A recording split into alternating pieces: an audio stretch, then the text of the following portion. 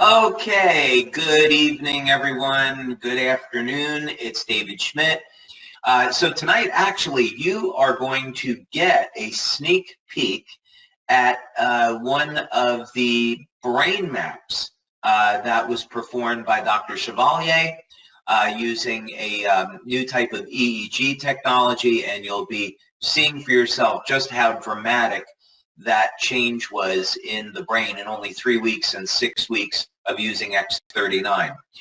So with that, let's go ahead and get started. I think you're going to find the product training very, very interesting this evening. Okay, so of course, for those of you that are new, we are a science-based company, and this is the science section of the website.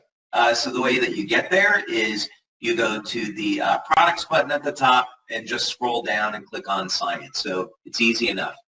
And some of the things that we cover in this section of the website are things like different patents that we've gotten. I finished out the year with 94 patents and another 20 or so that are pending. We also have studies that have been featured, such as research that we've done on X39.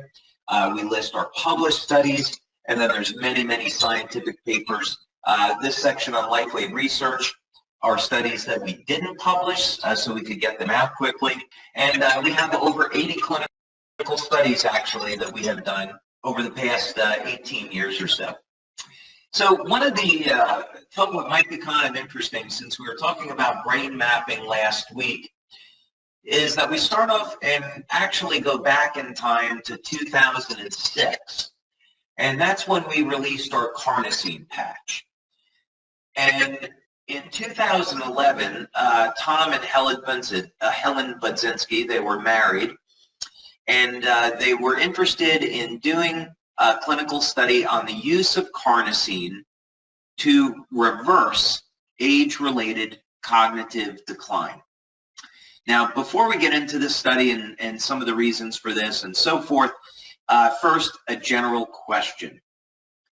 At what age do you think people start to decline in their mental health? In other words, our ability to remember things, the speed at which we process information, our reaction time. When does the brain begin to decline in these capacities? Well, the answer might surprise you, and I promise that this is going to be the only bad news I'm going to give you this evening.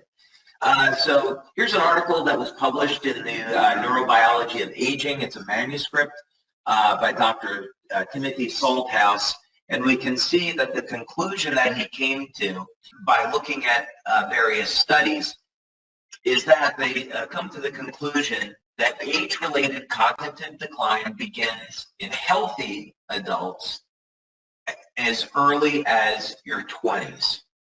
So this is rather shocking, because I think the general thought might be in the public, well, you know, people start to lose their memory maybe in their 50s or their 60s. You know, we think of it maybe in that kind of terms. But actually, here, there's a number of reasons why people start to decline in their ability to process information as early as their 20s.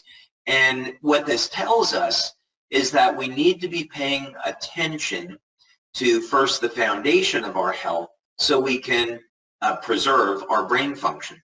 So what do I mean by that? Well, the first thing is, you know, are you getting at least 7 or 8 hours of sleep each evening? If you're sleeping less than 6 hours, your body can accumulate something called a beta amyloid 2 protein. This is common in people with Alzheimer's disease. So meaning if you're sleeping less than 6 hours a night, you make yourself more prone to Alzheimer's. So we need to get more sleep, and plus there's many good reasons to want to sleep. Secondly, diet.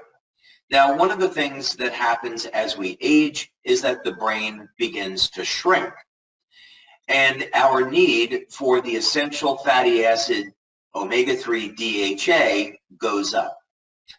And fish like salmon are rich in EPA and DHA, so you can certainly get this naturally, or you can supplement with algae oil or with fish oil. But getting enough healthy fats in the diet and getting all of your micronutrients are an important part of helping to prevent cognitive decline relative to normal aging. The third thing is going to be exercise. Regular exercise improves circulation, and as a result is going to improve the delivery of oxygen, vital nutrients, and detoxification pathways in the brain. So getting exercise regularly is important. Plus, exercise is going to turn on genes which are associated with health and longevity. So let's say we're doing all of these things. We know we're still going to age. Our body's still going to break down. So is there anything else that we can do to protect the health and the function of the brain? And it turns out that there is. So let's go back over to this study. Now, carnosine, I often refer to this as a miracle nutrient that everybody should take, but most people are unaware of. And that's because carnosine has so many remarkable benefits. Now, first thing, of course, is that carnosine is an antioxidant. It's naturally occurring in the human body. It's difficult to get from your diet.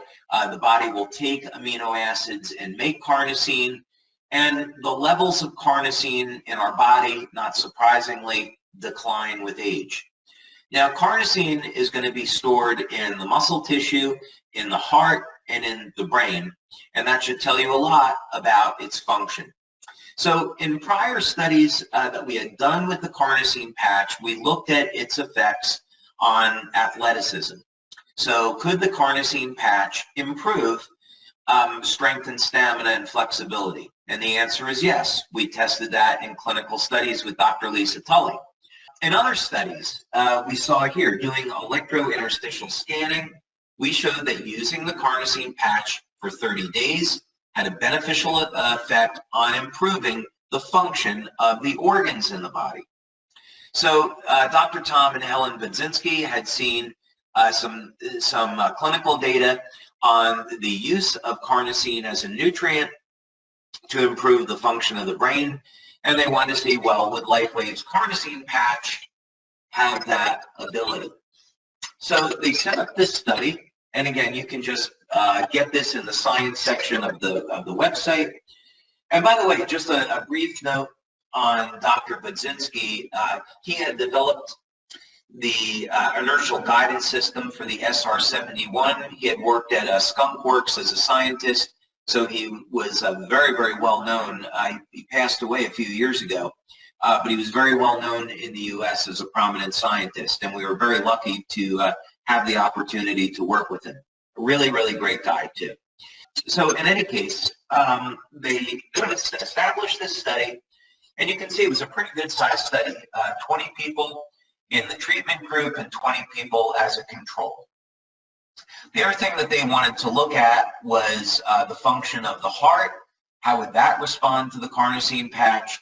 And of course, the main purpose is what's going to happen with long-term and short-term memory, the speed at which people process information, reaction time, and other measures of cognitive function. So we can skip down here and we can go to the results section and discussion. And the bottom line on this study is that the carnosine patch did achieve statistical significance at improvement in cognitive function. So carnosine patch is a good way to help support the overall health and function of the brain. Also, what they found in this study is that the carnosine patch could produce a relaxation effect on the heart and reduce stress. So that obviously would be very, very valuable. So this course was done 10 years ago. Technology changes, and at this point in the history of our company, people are very, very interested in the X39 patch. So would the X39 patch show any type of improvement in brain function? Let's take a look at that. So the world authority on copper peptide, because he was the one that discovered it and he's been researching it now for more than 45 years, is Dr. Loren Picard. So you could just simply do a Google search on GHKCU, otherwise known as copper peptide, and you would see many of the studies that Dr. Picard has published.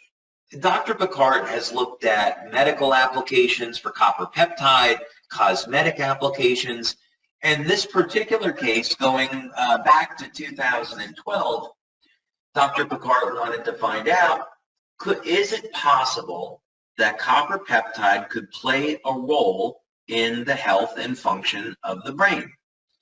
Now, why would he come to this conclusion and be interested in studying this?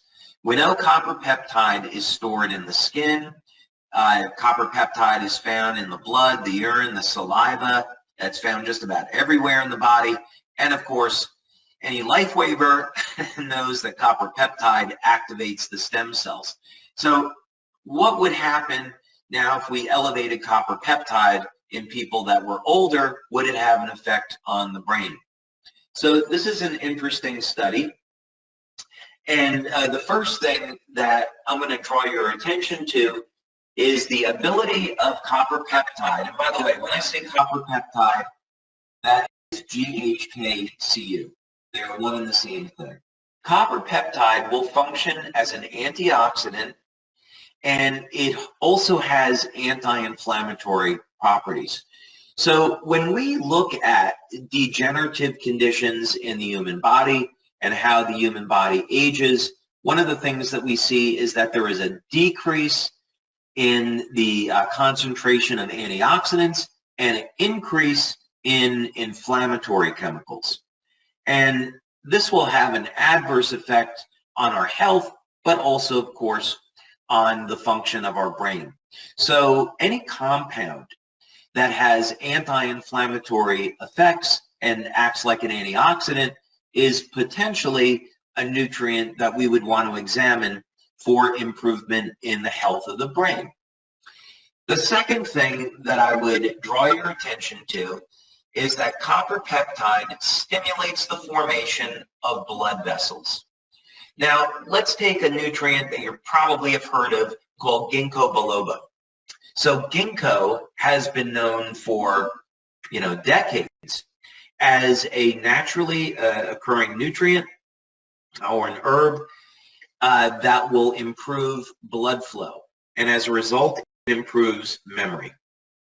Now, copper peptide, given that it can cause formation of blood vessels and improve circulation, this is another component where you would say, okay, if I can improve circulation of nutrients up to the brain, I might be able to improve cognitive function.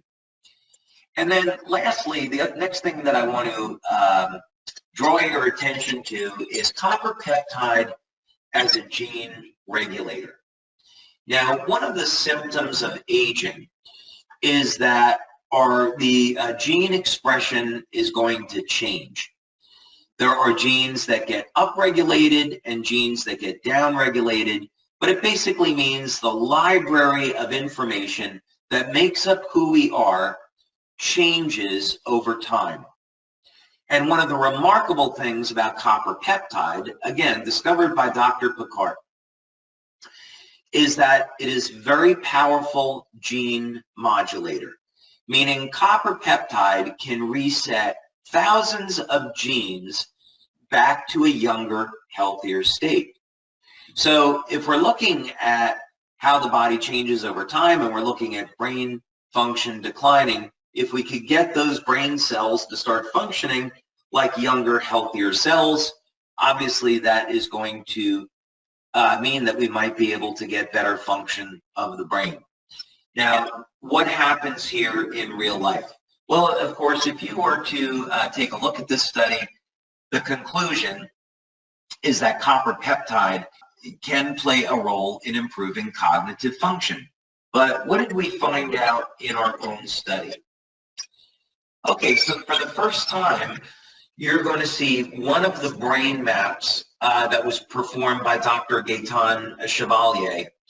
And bear in mind, Dr. Chevalier is a atomic physicist, and his specialty was in laser spectroscopy, and he was even at UCLA doing nuclear fusion research. So very, very bright guy.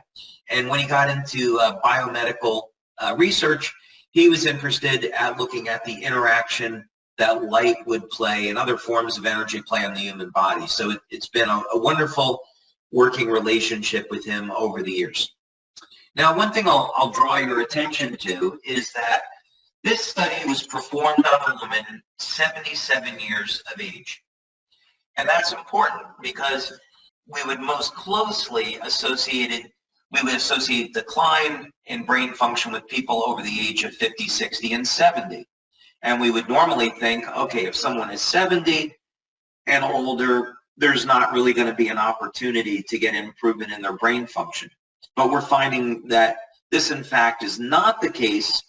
And even when people are over 60, 70, and 80, yes, you can still have restoration and improvement in brain function. So I wanted to draw that to your attention. Next, this graph right here, this image shows session 1, which is baseline. So before this woman used X39, she would be considered to be hyperactive. Session 2 shows what happens after just 3 weeks of using X39, and session 3 is after 6 weeks. Now, I'm only going to show you this one image. There's a lot more data here, but when you come to Las Vegas, you'll see the rest of it, and of course, we'll make this clinical study public after the Las Vegas event. But basically what was happening here is that her brain was going into a more calm and relaxed state, and this resulted in better brain function. So what conclusions could we draw from all of this? Well, the first thing is that regardless of your age, if you have experienced any type of decline in your brain function, you go into a mental fog. Maybe when you wake up, you feel foggy. You don't remember things as well. You don't have to live with that condition. There are many things that you can do to improve. First thing you would say is make sure you're getting 7 or 8 hours of sleep each evening, definitely over 6 hours of quality sleep. You want to make sure that you're staying well hydrated. You want to make sure that you're getting essential fats in your diet, like from fish, the omega-3s. And you also want to make sure that you're exercising on a regular basis to improve your circulation. So if you do these basic things, then adding tools like the X39 and the carnosine patch, you're going to be able to see some truly remarkable improvements in your overall health and well-being and an improvement in your brain function. So that to me is really exciting, is that, as an inventor, the thought of having a decline in brain function is pretty scary to me. So I love the idea that we have real data here that shows, yes, you can protect your brain function and improve your brain function as you age. That's really exciting.